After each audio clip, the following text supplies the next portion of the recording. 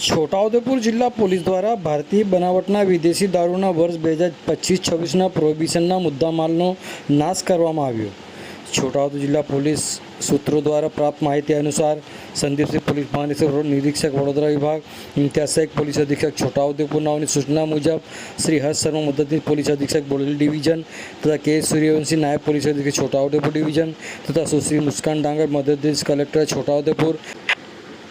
છોટાઉદેપુર તથા સુશ્રી ભૂમિકા રાવલ નાયબ કલેક્ટર અને એસડીએમ બોડેલી નાઓની અધ્યક્ષતા હેઠળ એમડી મસ્કે નશાબંધી અને આબકારી અધિકારી વિભાગ છોટાઉદેપુર તથા જિલ્લાના તમામ અમલદારશ્રી નાઓની હાજરીમાં છોટાઉદેપુર જિલ્લામાં વર્ષ 2025-26માં કરાલી, જેતપુર પાવી, કદવાલ, છોટાઉદેપુર, જોજ, રંગપુર, પાનવડ, કવાંટ, બોડેલી, સંખેડા, નસવાડી મળી કુલ 11 પોલીસ સ્ટેશનમાં દાખલ થયેલા ભારતીય બનાવટના વિદેશી દારૂના કુલ કેસો 412ની અલગ અલગ પ્રકારની નાની મોટી બોટલો તથા બિયરો મળી કુલ નંગ